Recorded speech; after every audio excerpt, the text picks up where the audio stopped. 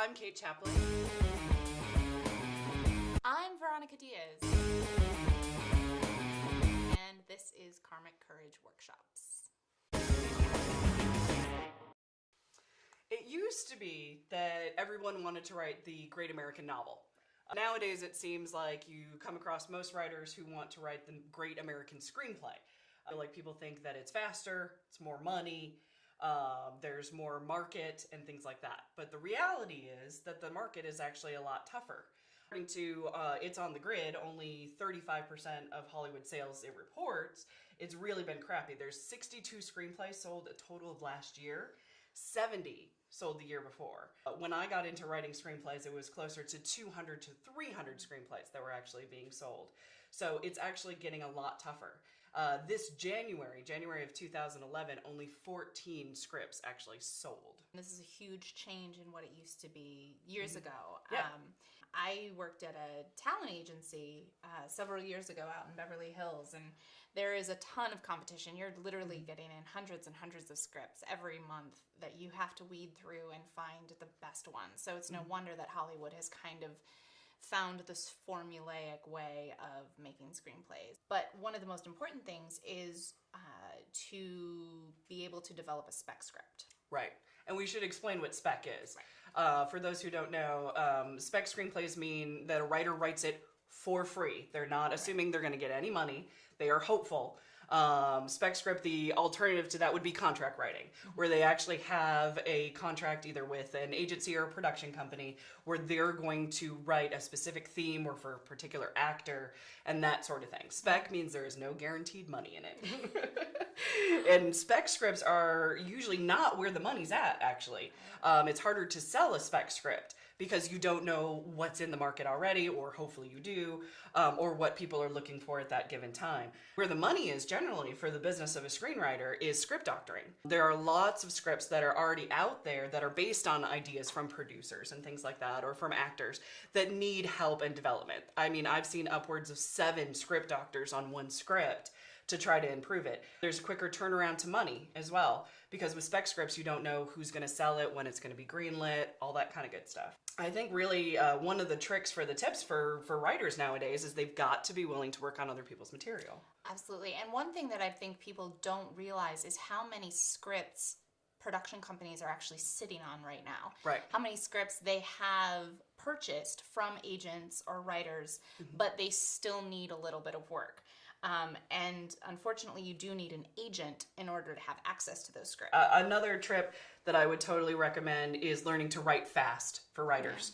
A lot of times there is a very quick turnaround, especially if you're script doctoring, they need it fast. If you are writing for contract, they need it fast.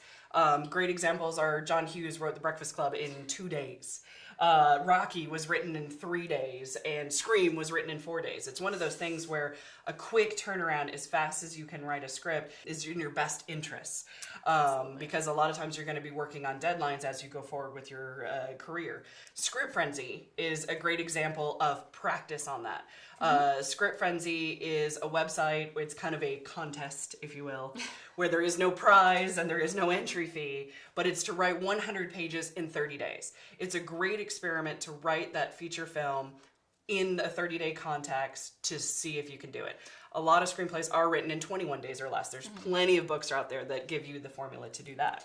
Right. And it's a great way to keep yourself accountable, because I think one thing when you do sit down to write a script, maybe you have a lot of momentum at the beginning, but then you kind of trail off. And that's another reason why it's so important to really know story structure and know the format that a script needs to be in, because agents aren't necessarily, especially if you're submitting an original script to an agent in order to try to get one, they're not necessarily looking to see, oh, this person wrote this script in this many days, because obviously they're not going to know that. But they do want a well-written, properly formatted, and marketable script. Right, which is easier said than done. Absolutely.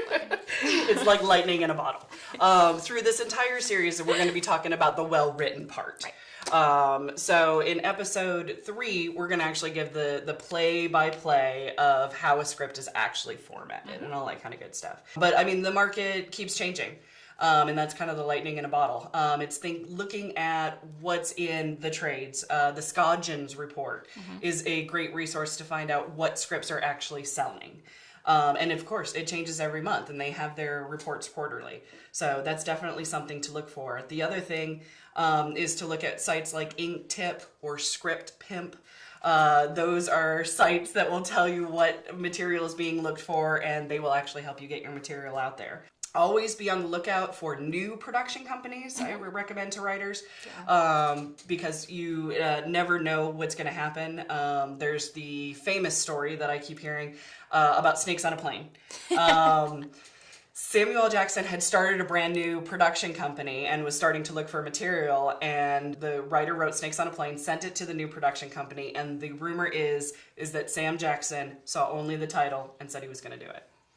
And a lot of that is just luck. Yeah, exactly. It's not a formula to try to replicate, but you never know. It's not recommended at all.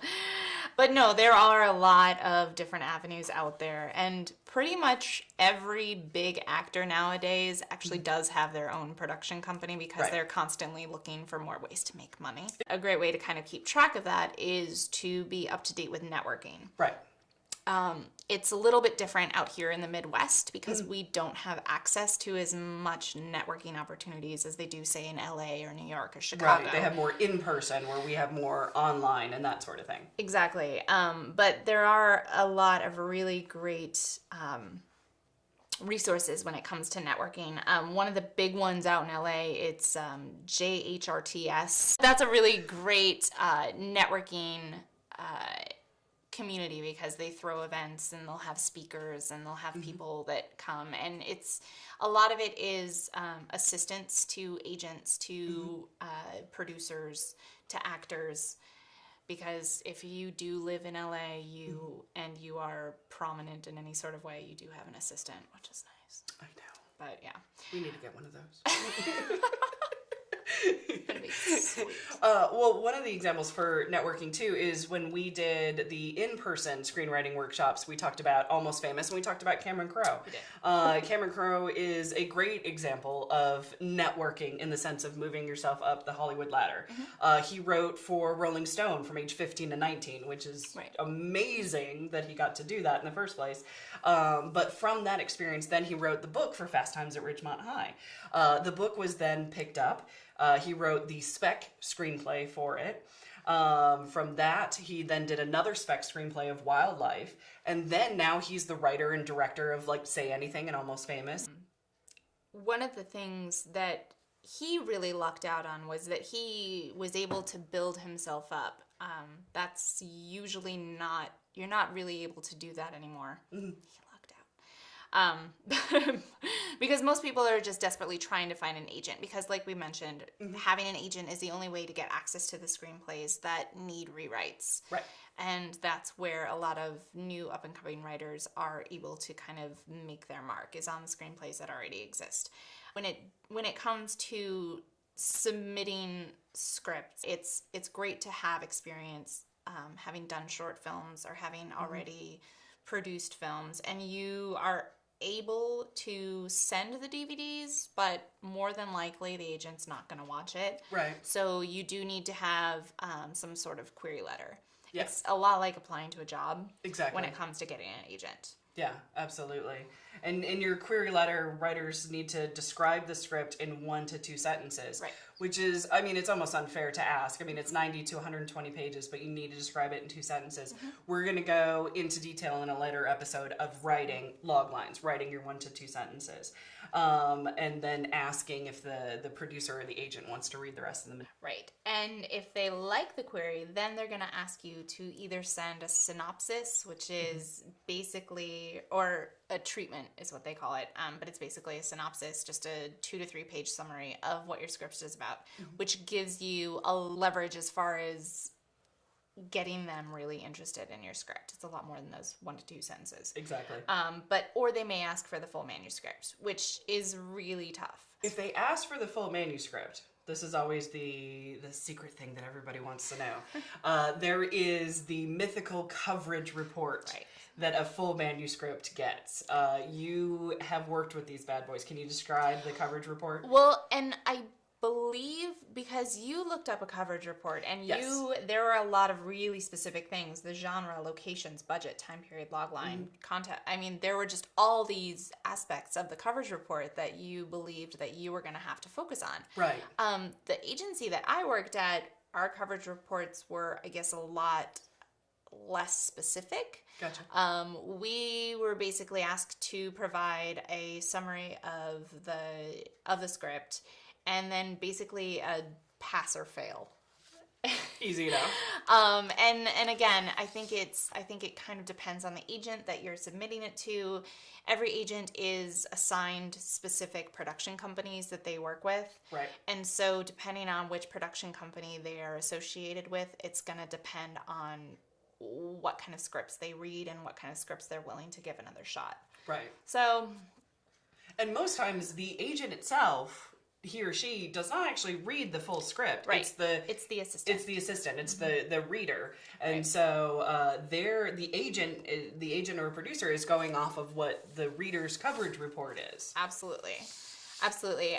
And so, especially when writing scripts, you're usually trying to appeal to a 20-something college graduate that wants to be an agent, wants to be a producer, wants to be a director, wants to be in some sort of aspect of the business. Right. So your audience is a lot different when you write that first script. Exactly.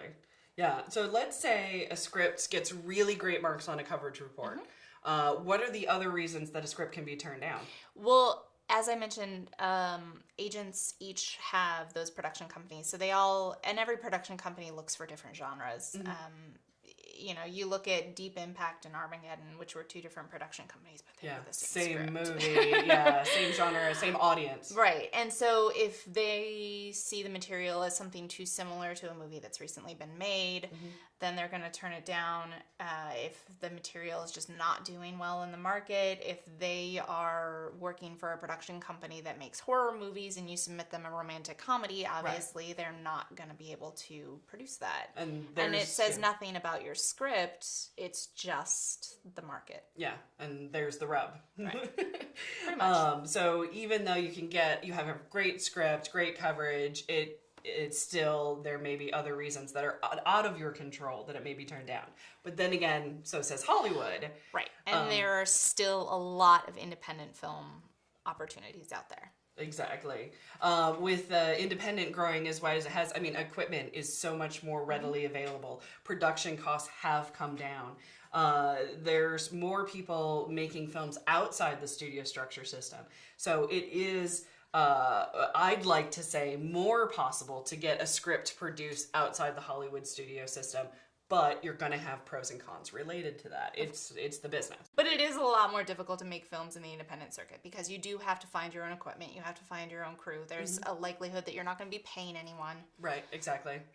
So yeah, and if you're outside of the WGA, the Writers Guild of America, most likely you're either not going to get paid for your screenplay if it's independently produced, or you're going to be paid very, very minimum, way below WGA minimums. You do have to worry about whether or not the glorious word of deferment, which means, you can't spell deferment without free, which means you're not getting paid. If the movie in this miraculous sense makes money, possibly the writer make money. So it is a risk and it is a gamble. But then again, you are getting your stuff produced, and that is looking better for agents and producers for your next project and that sort of thing. Working outside the Hollywood structure, you do still feel the trickle-down effect of the Hollywood system. So if movie sales are down, if there's not new material that are coming out, even the indies do feel that trickle-down crunch. I mean, for example, Sundance, they bought 50 films this year, which is the lowest amount that they have bought in multiple years. So you're feeling that crunch of independents actually getting picked up by bigger distributions. Doesn't mean it's impossible, it just means the odds are getting lower from the trickle-down effect of Hollywood. Great thing though is independents are utilizing the internet and four-walling to get your material out there. So Right. And a lot of this is starting to sound really negative, in which in fact it's not, because independent film is growing and it is changing. And as you mentioned, Sundance, a lot more legitimate production companies are getting into that. There's a lot more A-list actors that are willing to act in independent films, which is great. Exactly. So for aspiring screenwriters, it's not all just horrible news. Right, exactly. Yes. We do have advice. Yes, one of the great things that really I think writers should totally study and know the business. Know what films are selling, what films are making money, what certain producers that is their target, what they are looking for. Another thing that I recommend is having writers have their own distinctive voice. It's one thing I've noticed. Akiva Goldsman has a very distinctive voice. A lot of times you can recognize his material. Kevin Smith and Kevin Williamson are very notable for their dialogue and their way of writing. Having a niche, having a way of writing makes you more marketable, makes you more in demand for not only script doctoring, for fixing up dialogue and action sequences and things like that, but just overall a lot more interesting. Well, actually, I remember when I was actually working at the talent agency when Juno had been written, and Diablo Cody has this incredibly unique voice. She makes kids sound like adults, and that completely worked for that movie. But again, that was totally unique. It was something that had never been done before, and that was why that movie was such a huge success. And it was an independent film. I also recommend to writers, if you have a story that burns inside of you and they really have to write it and get it out there, to think about the avenues that they can do. Film is a very risk-based business. Always has been, always will be. Last year, 345 movies were made. There was over 1 million books that were published. So it is one thing, a writer writes, and to really look at their avenues of what is the best voice for their material.